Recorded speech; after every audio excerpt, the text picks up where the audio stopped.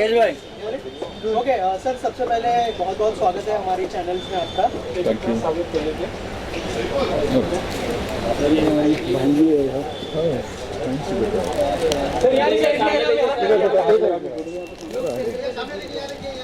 Sir left right सब जगह देखिए।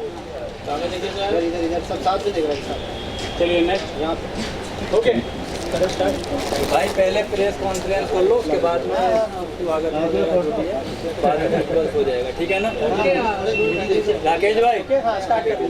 सर सबसे पहले 300 सालों से चेतक फेस्टिवल हो रहा है, क्या कहना चाहेंगे? थोड़ा सा हमारी ऑडियंस को बताएं चेतक फेस्टिवल के बारे में कि ये क्या है और क्यों मनाया जाता है, सर अगर उस बारे में कुछ बताएं। देखिए 300 साढ़े 300 साल पुराना एक हॉर्स का फेयर होता था, क्योंकि पुराने ज़मानों में हॉर्स या अश्व ट्रांसपोर्टेशन का एक मुख्य साधन था। पहले कोई गाड़ियाँ नहीं थी, कुछ नहीं था। उस वक्त युद्ध करना हो तो घोड़े की ज़रूरत है, ट्रांसपोर्ट कहीं जाना हो तो घोड़े की ज़रूरत है, घोड़ा गाड़ी की ज़रूरत है। इसलिए अश्व एक मुख्य साधन था। इसलिए अभी सारंगखेड़ा एक ऐसी जगह है जो एक समृद्ध तापी नदी का बहुत बड़ा तापी रिवर है, उसका किनारा है और उस पर अच्छा चारा पानी सब वहाँ पे व्यवस्था होती थी। इसलिए पहले तो कोई बॉर्डर्स नहीं थे, तो उस हिसाब से अरबस्तान से, मारवाड़ से, काठियावाड़ से, पाकिस्तान कुछ एरिया से जो अश्व आते थे और वो अश्व इंडिया में भारतवर्ष में आके तो सारंगखेड़ा रुकते थे। फिर वहाँ पे 2-4 महीने रुकने के बाद में वहाँ पे अश्वों की खरीदी बिक्री होती थी। जिसको जैसी ज़रूरत होती थी वो अश्वों की खरीदी बिक्री करता था। अश्व वहाँ पे राजा, महाराजा, सुल्तान, बादशाह ऐसे लोग अपने युद्ध के लिए अपने किसी के साथ सेनापतियों के साथ बेच के वहाँ पे युद्ध के लिए अश्व खरीदी करते थे। जिनको अश्व शौकीन थे, जिनको अश्व पालन करना था, वह वहाँ पे अपने पालन के लिए अश्व खरीदते थे। ट्रांसपोर्टेशन के लिए कुछ लोग खरीदते थे और इसलिए वो ट्रेडिंग पहले से ही चलते आ रहा है। उसको 350 साल का पुराना इतिहास है। शिवाजी सावंत जी जो अपने मराठी में जो जानकार है उनको पता है कि उन्होंने काफ़ी कादम्बरी और वो उसका लिखान किया है। उसमें सारंगखेड़ा का उसका भी जिक्र उसमें हुआ है। तो उस वक्त से वो एक ऐतिहासिक उसको हिस्टोरिकल बैकग्राउंड है और वो चलते आ रहा था। वो हमारा ट्रेडिशन था। हम लोग उसका, हमारे परिवार वाले उसका थोड़ा सा संरक्षण करते थे और बाद में वो जैसा चलता गया, ज़माना बदलते गया, फिर हमने उसको एक फेस्टिवल में रूपांतरित करने की कोशिश की और 2011-12 से हमने उसको चेतक फेस्टिवल नाम दिया। ये चेतक फेस्टिवल नाम भी क्यों दिया? आप सबको पता है कि चेतक महाराणा प्रताप सिंह का अश्व था। वो लॉयल्टी की पहचान है, वो लॉयल्टी की एक चेतक एक पहचान है और इसलिए हमने उसका वो पूरा हॉर्स फेयर का, हॉर्स फेस्टिवल का चेतक फेस्टिवल ऐसा नाम दिया और उसको करते हुए हम आज यहाँ तक पहुँचे हैं। सर आपके पूर्वजों की जो लेगेसी है उसको आगे लेके जाना कितनी बड़ी रिस्पॉन्सिबिलिटी मानते हैं और कितना बड़ा चैलेंज मानते हैं सर? मेरे पूर्वजों की कहने से तो ऐसा है कि सारे पूर्वजों की, क्योंकि अश्व इंसान का, मानव का दोस्त तरीके से पहचाना जाता है, तो लेगेसी है। लोग भूलने लग गए। कुछ दिनों में छोटे बच्चों को पूछो कि घोड़ा कैसा होता है तो वो बताएगा कैसा होता है। तो ये पहचान हमारी जो भारतीय संस्कृति की पहचान है, भारत का इतिहास है, उसको उसकी पहचान बरकरार रखना हम सबका कर्तव्य है और उसको हम पार कर रहे हैं। उसके लिए हम, हमारी जिम्मेदारी जो है, हम वो जिम्मेदारी निभा रहे हैं। सर हमारे देश में जो है सबसे बड़ा हिस्सा अभी यूथ का है, तो यूथ के लिए क्या क्या नई चीज़ें आप लोगों ने इंक्लूड की है इस फेस्टिवल में, अगर उस बारे में कुछ बताएं। इस बार चेतक फेस्टिवल में हमने जो हमारा 3 सप्ताह का होने वाला है, 3 वीक्स का होने वाला है, उसमें हमारा जो 3rd वीक है हमने वो एजुकेशनल और यूथ फेयर करके उसको हमने रखा है पूरा 7 डेज का। और उसमें हम वहाँ पे जो करियर गाइडेंस के वो कुछ इंस्पिरेशनल हो, ऐसा कुछ सेमिनार्स वहाँ पे रखने वाले। और उसके साथ साथ में हम इक्विस्टेरियन स्पोर्ट्स भी रखने वाले हैं, क्योंकि इक्विस्टेरियन स्पोर्ट्स के बारे में महाराष्ट्र में अभी हम काफ़ी पीछे हैं, क्योंकि महाराष्ट्र के पुलिस या उसमें अभी भी अश्व दल नहीं है। कई राज्यों में, कई स्टेट में पुलिस में 5% उसका रिजर्वेशन होता है नौकरी में। जो इक्विस्ट्रियन स्पोर्ट्स में जो बच्चे अच्छे होते हैं उनके लिए, मिलिट्री में भी उसका रिजर्वेशन है, और उसी लिए हम पीछे। अभी तक महाराष्ट्र स्टेट ने भी इक्विस्ट्रियन स्पोर्ट्स को गृहीत नहीं किया, अभी जाहिर नहीं किया। तो हमारी पहली तो मांग ये होगी कि जो इक्विस्ट्रियन स्पोर्ट्स है उसको भी उसका खेल का दर्जा दिया जाए। वो जो रिकग्नाइजेशन इतर दूसरे राज्यों में है वो भी पूरे अपने महाराष्ट्र में उसके लिए उसकी भी पहल की जाए। और इस साल हमने इक्विस्ट्रियन स्पोर्ट्स को भी बढ़ावा देने की कोशिश की है। पहले भी हमने टेल पेगिंग और वो तो किए थे, और इस साल हम पूरा इक्विस्ट्रियन स्पोर्ट्स का पूरा सप्ताह रखने वाले हैं। उसमें काफ़ी कुछ कॉम्पिटिशन्स हम रखने वाले हैं जो यूथ को इंस्पिरेशनल दे और यूथ भी आगे आए, वो स्पोर्ट्स की तरह आकर्षित हो।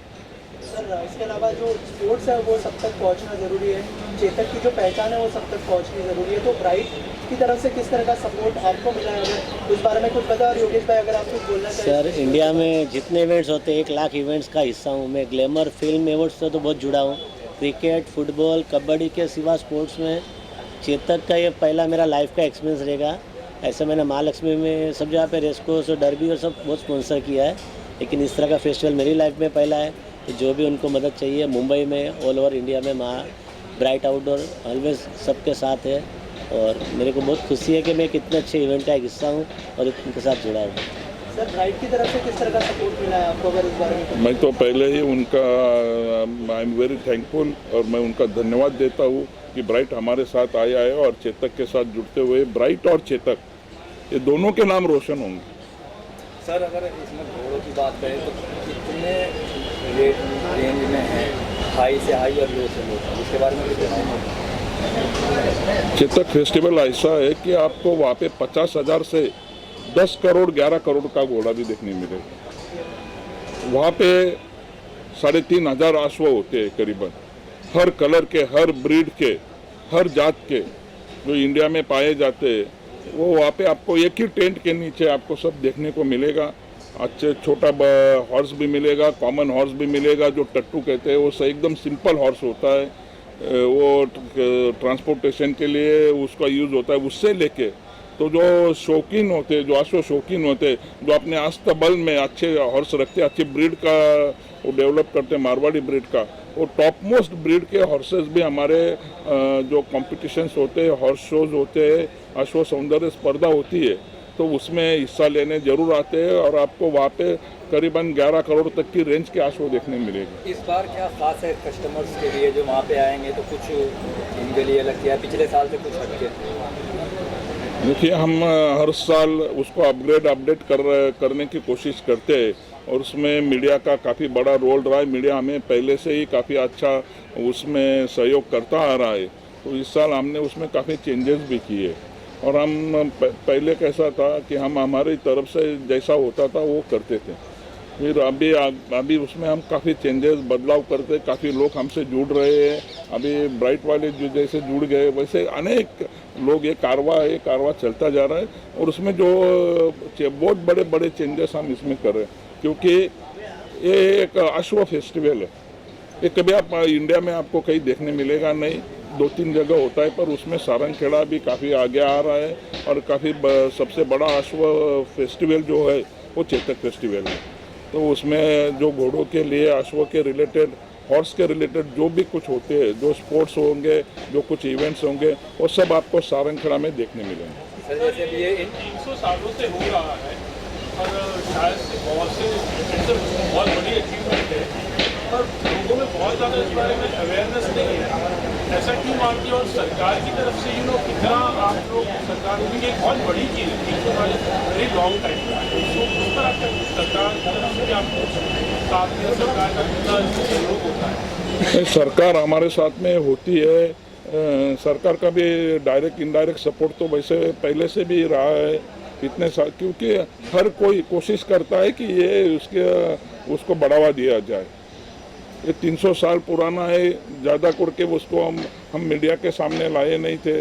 जब हमारे जैसे यूथ्स उसमें आगे आ गए तो हमने उसको आगे लाने की कोशिश की और आगे लाने की कोशिश की। एक लिमिट्स थे, जैसे जैसे आगे बढ़ते गए आज हम मुंबई तक यहाँ पे प्रेस हो रही है, तो ये भी एक बड़ी अचीवमेंट है। शायद इसके बाद दुनिया तो जानने लगेगी कि कितना बड़ा फेस्टिवल है और कितना थ्रिलिंग फेस्टिवल है। सर सारंगखेड़ा के अलावा और कौन से स्टेट में आप लोग ये प्लान कर रहे हैं जो फेस्टिवल होने वाला है, और क्या क्या और प्लान है आगे के सर? अगर हम एक वर्ल्ड का लॉन्गेस्ट इक्वाइन रैली करने की हमने उसका प्लानिंग भी हमारा चल रहा है। वो शायद चंडीगढ़ से तो सारंगखेड़ा जो 1400-1500 किलोमीटर का एक रैली होगा, और उसमें जो इंडिजिनियस ब्रीड है, भारतीय अश्व जाति है, उसको बढ़ावा देने के लिए, और वो हमारा 75वां अमृत महोत्सव वर्ष है आज़ादी का, उसके बैकग्राउंड के लिए हम वहाँ से करीबन 6 स्टेट्स में और एक यूनियन टेरिटरी में हमारा वो रैली जो 25-30 घोड़ों से लेके वो चलता सारंगखेड़ा तक आएगा।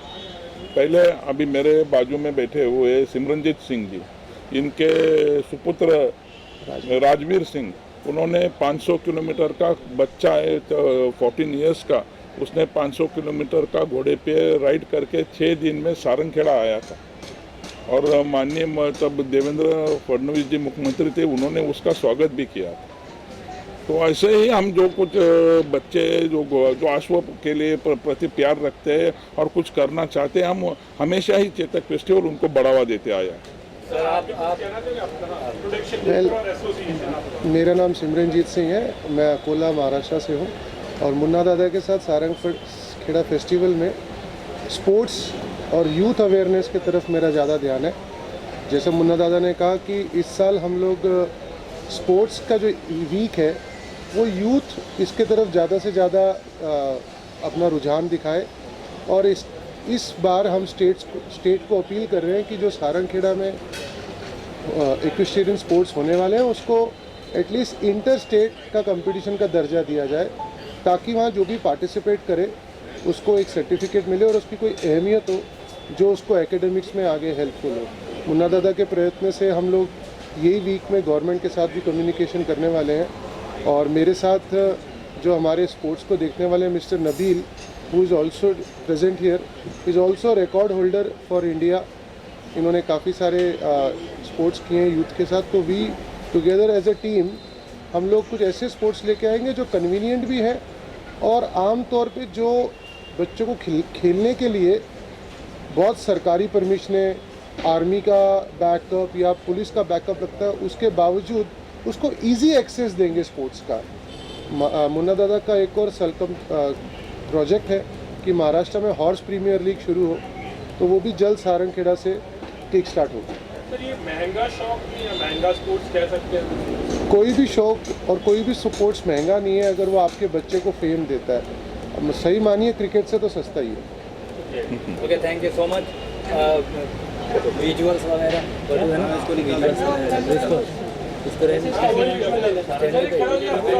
नबील भाई आपके साथ भी जो लोग हैं, जुबैर भाई